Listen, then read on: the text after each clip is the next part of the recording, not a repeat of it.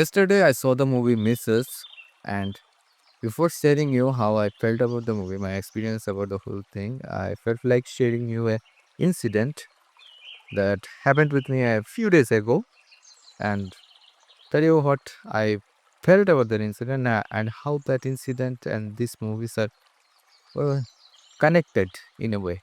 For that, I apologize for all the background noises because I'm in the middle of my backyard, and this is my backyard. Bear with me. So, a few days ago, I attended a marriage of a close friend of mine. So, as a friend, I had a lot of responsibilities and had a lot of tasks to do during that wedding, and I was honestly quite busy during the whole wedding, doing all the small chores and all. And in our culture, the wedding is always filled with small tasks that accumulate into one big task. Basically, a lot of things are done one after another to complete the whole process. After the wedding was done, the bride has come to the groom's home, and all the neighbors and relatives, close relatives, came to see the bride and give the new couple their blessings and all. I'm sorry for that.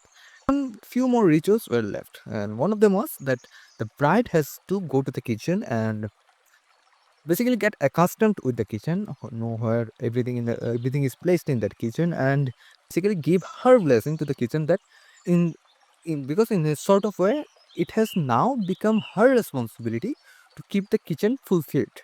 This is hard for me to put. Try to say quote unquote. What the auntie said was that it from now on it's her responsibility to keep the kitchen flowing, to keep the food flowing on the table.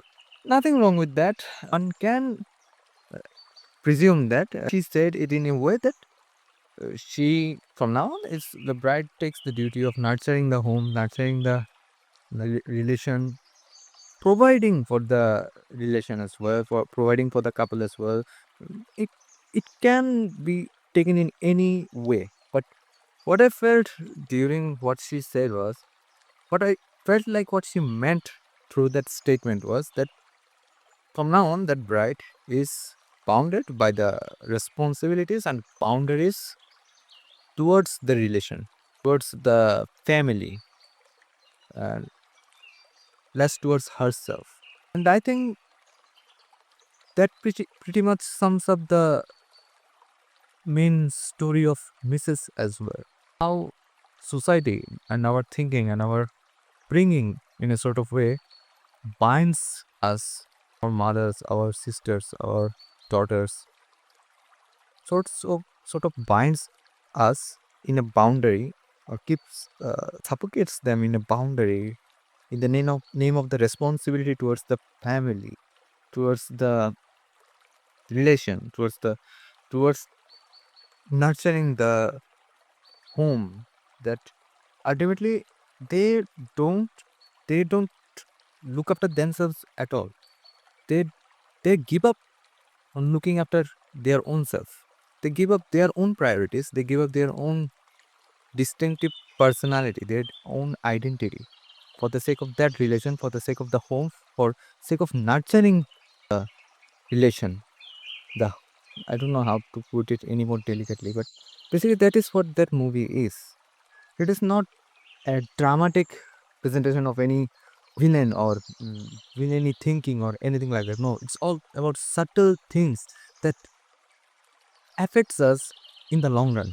It's all those subtle tasks, subtle words, subtle sarcasm, subtle hit at each other that we overlook, but it stays with us.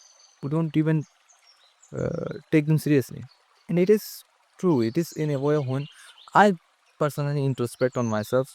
Maybe not in every way, but not in all sort of way, but it is present in me as well. It is present in all of us in a way that we take a hit at each other. We pass it off as joke or we pass it off as sarcasm or whatever, humor or whatever. But we don't really take into consideration that what that other person is going through, what the other person is thinking, what the other person is feeling at that moment or at that time. Mrs. is a very nice movie. that sort of subtly portrays that message. This was the summary of the messaging of the movie.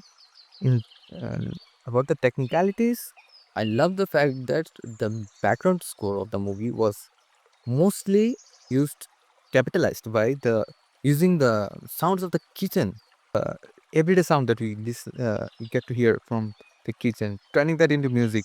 Nice choice. And even though the messaging and the story is very basic, very not so cinematic or not so extravaganza, or what should I say, too extraordinary to show in the big screen or anything, but pacing of the movie is done in a way that we don't feel bored at all.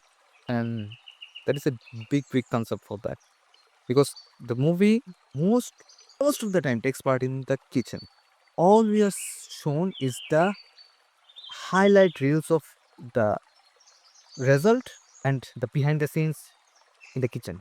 How we only look at the result, the beautiful recipe, beautiful output of the chef, but we don't see the hard work that goes behind it. It is a beautiful combination of the both, behind the scenes and the result.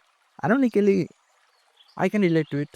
I feel that I have done it as well a lot of times, and I feel like a lot of us has, even if we admit it or not. And another thing that I've been reading about this movie simply that it some of the social media users have posted that this as a propaganda movie.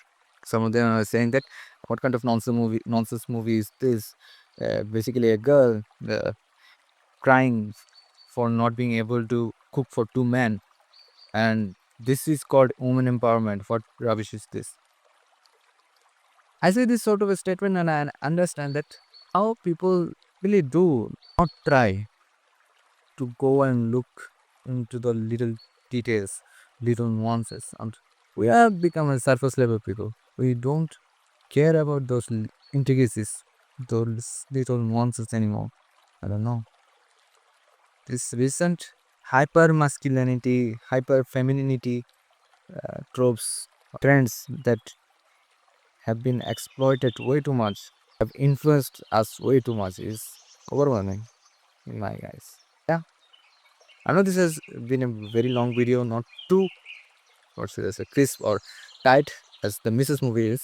And I have diverted away from the movie, talked about other incidences, but I feel that those incidents are, no, I heard this quote from Jaideep Alawat a few days ago that in a podcast where he said, lives are not made of movies. Movies are made out of life.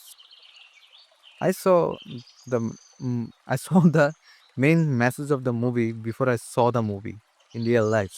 That's why I was sharing the incident. And if you felt that you also connected with it in a way, if you felt like introspecting yourselves after watching the movie, make sure to let me know. And I'd like to see you learn your view on it as well.